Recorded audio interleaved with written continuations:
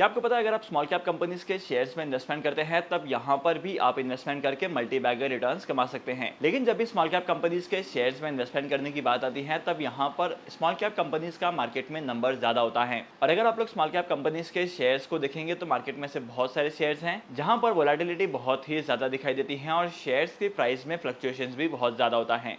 तो इन्हीं irregular fluctuations की वजह से मार्केट में स्मॉल कैप कंपनीज के शेयर्स में इन्वेस्टमेंट करने का रिस्क काफी ज्यादा बढ़ जाता है, क्योंकि स्मॉल कैप कंपनीज के सेक्टर में मल्टी बैगर कंपनीज के शेयर्स का पता लगाना थोड़ा सा मुश्किल होता है। लेकिन अगर आप लोगों ने स्मॉल कैप कंपनीज के शेयर्स में इन्वेस्टमेंट करने की प्लानिंग की है तो आज की वीडियो आपके लिए बहुत ही ज्यादा इंपॉर्टेंट है, क्योंकि आज के इस वीडियो में मैं आपको बताने वाला हूं कि मल्टी बैगर कंपनीज कैसे फाइंड आउट करते हैं स्मॉल कैप कंपनीज में। तो अगर आप लोगों ने स्मॉल कैप कंपनीज के सेक्टर में इन्वेस्टमेंट करने की प्लानिंग की है तो आज की वीडियो आपके लिए बहुत ही ज्यादा इंपॉर्टेंट होने वाली है। तो चलिए शुरू करते हैं आज की वीडियो को और जानते हैं उन इंपॉर्टेंट पैरामीटर्स के बारे में। सबसे पहली चीज, किसी भी स्मॉल कैप कंपनीज में इन्वेस्टमेंट करने से पहले आपको देखनी है वो है कंपनी का मार्केट कैप। आपको ये देखना है कि स्मॉल कैप कंपनी का मार्केट कैप कितना है। अगर किसी कंपनी का मार्केट कैप 1000 करोड़ के आसपास का है तब यहाँ पर आप इन्वेस्टमेंट कर सकते हैं। अगर किसी कंपनी का मार्केट कैप 800 करोड़ का होता है या उससे कम का होता है तब यहाँ पर आपको इन्वेस्टमेंट नहीं करना है, क्योंकि स्मॉल कैप कंपनीज के सेक्टर में ऐसी जितनी भी कंपनीज होती हैं वहां पर वोलेटिलिटी ज्यादा होती है और कंपनी के शेयर्स की प्राइस में फ्लक्चुएशन भी ज्यादा होता है। अगर किसी भी कंपनी के शेयर्स की प्राइस में फ्लक्चुएशन ज्यादा होता है तो इसका मतलब यह है कि उस कंपनी के फंडामेंटल्स उस कंपनी के शेयर्स की प्राइस को जस्टिफाई नहीं करेंगे।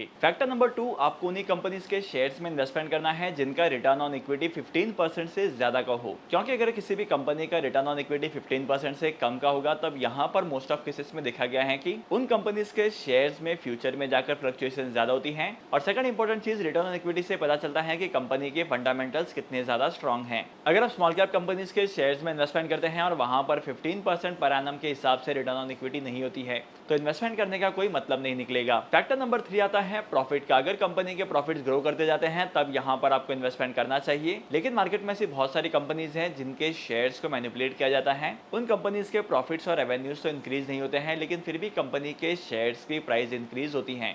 और अगर आपको किसी कंपनी के शेयर्स में से प्राइस इंक्रीज या डिक्रीज होती हुई दिखाई देती है तब इसका मतलब यह है कि यहाँ पर ऑपरेटर्स के गेम चल रहे हैं। बहुत सारे कंपनीज के शेयर्स ऐसे होते हैं जहां पर प्रमोटर्स पैसा कमाने के लिए बहुत सारी ट्रिक्स अपनाते हैं, कंपनी के शेयर्स की प्राइस को ऊपर तक लेकर जाते हैं और उसके बाद में कंपनी के शेयर्स की प्राइस गिरने लगती है।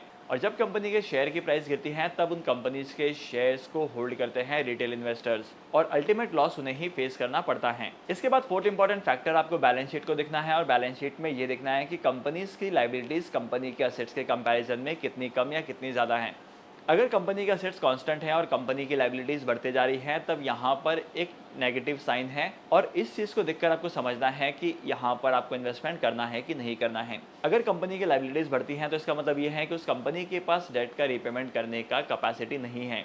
अगर किसी भी कंपनी का डेट टू इक्विटी रेशियो 2:1 के रेशियो से ज्यादा है तब यहाँ पर आपको इन्वेस्टमेंट नहीं करना है। Last but not the list, small cap companies के शेयर्स में इन्वेस्टमेंट करने से पहले आपको उन कंपनीज का बिजनेस मॉडल चेक करना है और फ्यूचर फोरकास्ट चेक करना है। इससे आपको ये पता चलेगा कि आने वाले टाइम पीरियड में इस कंपनी का बिजनेस किस तरीके से ग्रो करने वाला है और कंपनी के बिजनेस के ग्रो करने की वजह से आपके इन्वेस्टमेंट पर आपको कितना प्रॉफिट कमाने को मिलेगा। इन सभी चीजों की फोरकास्टिंग होती है और इन सभी चीजों के ऊपर आप डिसाइड कर सकते हैं कि वेदर आपको उस कंपनी के शेयर में इन्वेस्टमेंट करना है कि नहीं करना है। इसके अलावा अगर आप लोग स्टॉक मार्केट में स्मॉल कैप कंपनीज के शेयर्स में इन्वेस्टमेंट करते हैं तब यहाँ पर आपको उस कंपनी के शेयर होल्डिंग पैटर्न को भी चेक करना है। अगर प्रमोटर्स ने ज्यादा शेयर होल्ड किए हैं और रिटेल इन्वेस्टर्स के पास कम है, एफआईआईज और डीआईएस ने इन्वेस्टमेंट नहीं किया है तब ऐसे केसेस में भी आपको इन्वेस्टमेंट नहीं करना है। जहां पर प्रमोटर्स और रिटेल इन्वेस्टर्स के ही ज्यादातर स्टेक्स होते हैं वहां पर क्या होता है कि उन कंपनीज के जो प्रमोटर्स होते हैं अपने शेयर्स को मार्केट में सेल करने की कोशिश करते हैं और जब इन प्रमोटर्स को अपने शेयर्स को सेल करना होता है तब यहाँ पर मार्केट में वोलेटिलिटी क्रिएट करते हैं और कंपनी के शेयर्स की डिमांड क्रिएट करते हैं और कंपनी के शेयर्स की प्राइस ऊपर जाने के बाद उस कंपनी के शेयर्स की प्राइसेस की होल्डिंग को